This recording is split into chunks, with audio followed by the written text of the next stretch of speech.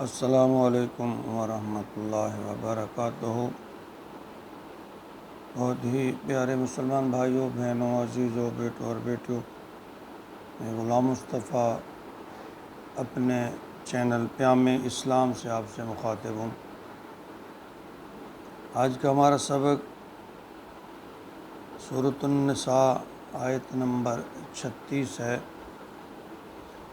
اعوذ باللہ من الشیطان الرجیم، بسم اللہ الرحمن الرحیم۔ وَاعْبُدُوا اللَّهَ وَلَا تُشْرِكُوا بِهِ شَيْئًا وَبِالْوَالِدَيْنِ إِحْسَانًا وَبِذِي الْقُرْبَى وَالْيَتَامَى وَالْمَسَاكِينِ وَالْجَارِ ذِي الْقُرْبَى وَالْجَارِ الْجُنُبِ وَالصَّاحِبِ بِالْجَنبِ وَابْنِ السَّبِيلِ وَمَا مَلَكَتْ أَيْمَانُكُمْ إِنَّ اللَّهَ لَا يُحِبُّ مَنْ كَانَ مُخْتَالًا فَخُورًا۔ شریعت میں جو چیزیں اہم ترین ہیں، جنہیں معاشرتی سطح پر مقدم رکھنا بہت ضروری ہے، ان کا بیان یہاں اس آیت مبارکہ میں ہے۔ فرمایا وَاعْبُدُوا اللَّهَ، اللہ کی عبادت کرو، اللہ کی بندگی کرو، وَلَا تُشْرِكُوا، اور نہ شریک ٹھہراؤ، بِشَيْءٍ، ذرا برابر بھی، اللہ کا کسی کو بھی اللہ کا شریک نہ ٹھہراؤ، کیونکہ سب سے پہلے جو اللہ کا حق ہے اس کی بندگی اور پرستش ہے، اور اسے وحدہ لا شریک ماننا ہے۔ صحیح بخاری حدیث نمبر 6500،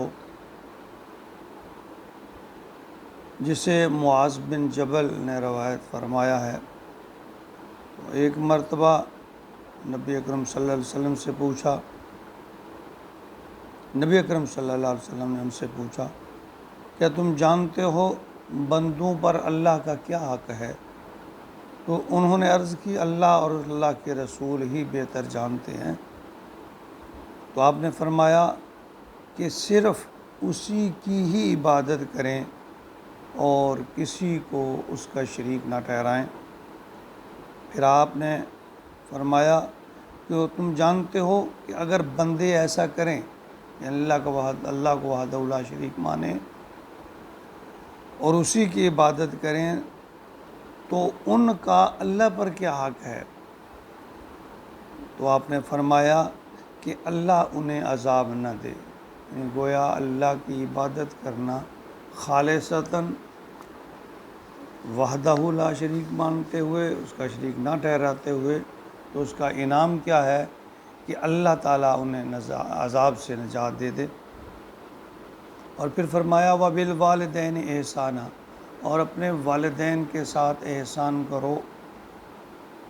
قرآن مقدس میں 4 مقامات ایسے ہیں جہاں اللہ رب العزت نے اپنی عبادت کے ساتھ فوراً ہی والدین کے حقوق کا تذکرہ فرمایا ہے۔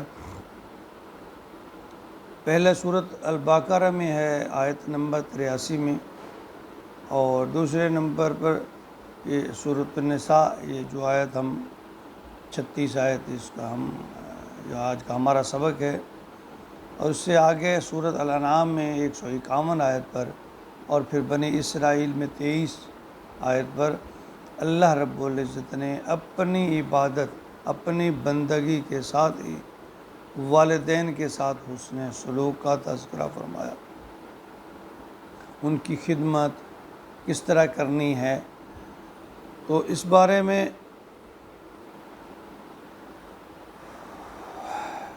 اللہ رب العزت نے قرآن پاک میں یہ دعا بھی سکھائی ہے۔ فرمایا رب ارحمہما کما ربیانی صغیرا، والدین کے آگے اف تک نہ کو بولو نہیں، خدمت کرو، اور بلکہ آپ فرمایا ان کے لیے دعا کرو. کیا دعا ہے؟ رب ارحمہما کما ربیانی صغیرا، کہ اے میرے رب رحم فرما میرے والدین پر جیسا کہ انہوں نے بچپن میں مجھے پالا. یعنی یہاں رب یعنی پالنے والا، تو اصل پالنے والا تو رب ہی ہے، لیکن یہاں دنیا میں رہتے ہوئے جو فرمایا کہ ماں کے قدموں کے نیچے جنت ہے، اور اللہ کی رضا باپ کی رضا میں ہے. حقیقت ہے کہ جو لوگ ماں باپ کی نافرمانی کرتے ہیں انہیں اس دنیا سے ہی سزا ملنا شروع ہو جاتی ہے، اور آخرت میں تو ہے ہی ہے. اور کم از کم میں نے اپنے زندگی میں تو ایسا نہیں دیکھا کہ کوئی بچہ، کوئی اولاد ماں باپ کی فرما بردار ہو اور وہ دنیا میں تنگ دست یا رسوا ہوئی ہو. تو اس آگے پھر فرمایا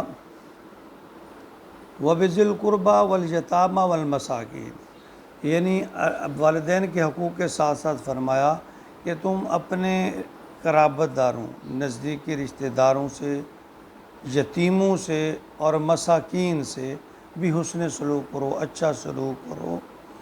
یتیم جس کے ماں باپ نہیں ہیں، اور مسکین، اصل میں مسکین ایک حدیث مبارکہ کا خلاصہ ہے کہ مسکین وہ نہیں ہے جو ایک وقت کی روزی روٹی کے لیے دن بھر کھپتا ہے، کام کرتا ہے، مانگتا پھرتا ہے، لوگوں سے ہاتھ پھیلاتا ہے، بلکہ مسکین وہ ہے جو اپنی استطاعت یعنی کام کرنے کے باوجود اپنے اخراجات پورے نہیں کر پاتا، اور وہ کسی کے آگے شرم کے مارے ہاتھ بھی نہیں پھیلاتا، یعنی اس کے اخراجات اس کے آمدنی سے پورے نہیں ہو رہے، تو وہ کسی کے آگے ہاتھ بھی نہیں پھیلاتا. ایسے آدمی کو مسکین کہا گیا.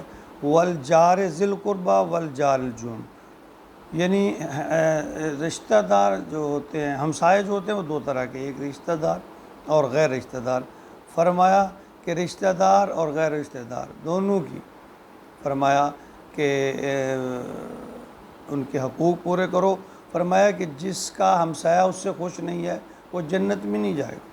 اور ایک اور حدیث کا خلاصہ ہے کہ نبی کریم صلی اللہ علیہ وسلم نے فرمایا کہ جو آدمی یہ چاہتا ہے کہ اس کی زندگی میں برکت ہو، رزق میں برکت ہو، تو اسے چاہیے کہ وہ اپنے عزیز و اقربا سے، اپنوں سے صلہ رحمی کرے، اچھا سلوک کرے. فرمایا والصاحب بالجنب وابن السبیل، اور ہم نشین ساتھی اور مسافر، یعنی ایک ہوتا ہے ہمسایہ مستقل جس کی رہائش ساتھ ہوتی ہے، اور ایک ہمسایہ ہے اب جب آپ سفر کر رہے ہیں آپ کے ساتھ بیٹھنے والا ہمسایہ ہے، آپ کسی دفتر میں کام کر رہے ہیں آپ کے ساتھ کلیگ کام کرنے والا وہ آپ کا ہمسایہ ہے. تو ان کے بارے میں بھی فرمایا کہ ان کے بھی حقوق کا خیال رکھو.